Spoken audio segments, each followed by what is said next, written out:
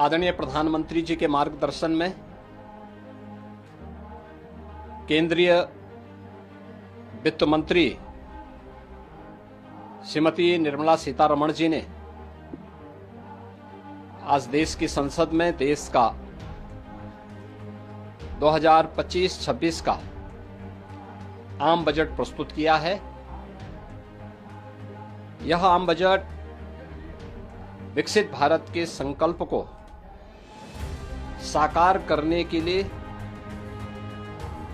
उठाए गए ठोस कदमों की एक आधारशिला है। प्रधानमंत्री जी ने ज्ञान का बजट बताकर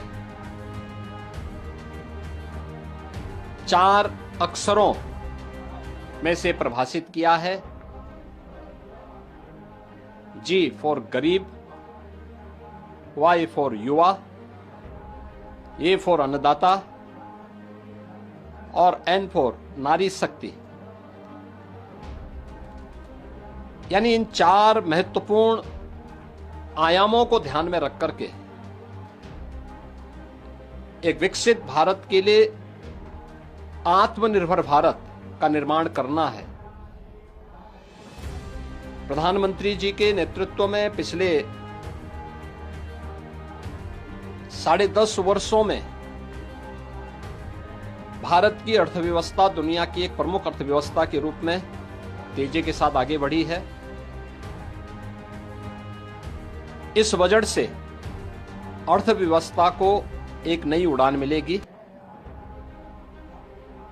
राज्यों के इंफ्रास्ट्रक्चर पर ध्यान देने के लिए जो ब्याज मुक्त लोन देने का प्रावधान किया गया है, मध्यम आय वर्ग के लिए राहत देते हुए टैक्स की रिबेट में छूट देने का जो कदम उठाया गया है, ये सभी स्वागत योग्य है। मछुआरों के लिए स्पेशल इकोनॉमिक जोन, डेयरी और मत्स्य पालन के लिए 5 लाख तक कर्ज, सस्ते ब्याज पर किसानों को कर्ज, कपास प्रोडक्शन मिशन, सब्जी फल की पैदावार बढ़ाने पर बल और आंगनबाड़ी 2 प्रोग्राम के ऐलान की घोषणा गरीबों को, किसानों को और महिलाओं के लिए अत्यंत लाभकारी साबित होंगे। सबसे अच्छी बात है कि आदरणीय प्रधानमंत्री जी के नेतृत्व में यह सरकार सर्व समाज के साथ ही समाज के अंतिम पायदान पर बैठे हुए व्यक्ति के बारे में पूरी प्रतिबद्धता के साथ कार्य कर रही है।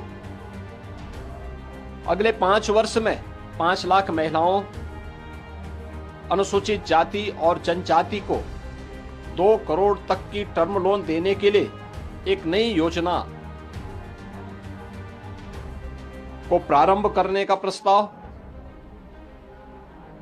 जिज्ञासा, नवाचार और युवा मस्तिष्क के लिए वैज्ञानिक सोच बढ़ाने की दिशा से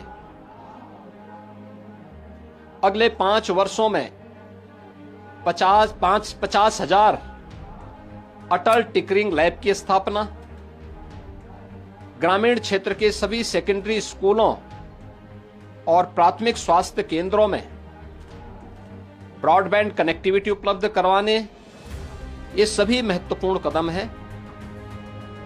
आगामी 3 वर्ष में सभी जिला अस्पतालों में डे केयर कैंसर सेंटर की स्थापना करने की घोषणा।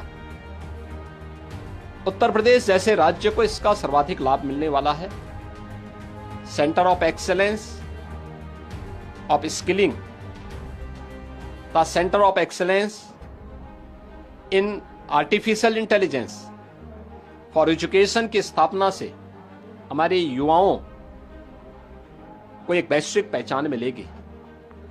अन्नदाता किसानों के लिए प्रधानमंत्री धन धान्य की योजना की घोषणा का हम स्वागत करते हैं। इस योजना से देश के करीब 2.25 करोड़ किसान लाभान्वित होंगे। निश्चित रूप से इस योजना का किसान सबसे बड़ा लाभार्थी बनेगा और उत्तर प्रदेश इससे सर्वाधिक लाभान्वित होने वाला राज्य होगा। किसान क्रेडिट कार्ड के माध्यम से जो घोषणा की गई है, इसकी सीमा को 3 लाख से बढ़ाकर के 5 लाख रुपए तक किया जाना, यह भी अभिनंदनीय है। देश को $5 ट्रिलियन की इकोनॉमी बनाने के संकल्प पथ पर तेज गति से ले जाने वाला यह बजट आदरणीय प्रधानमंत्री जी के विजन को और आगे तेजी के साथ बढ़ाने का, तीसरे टर्म में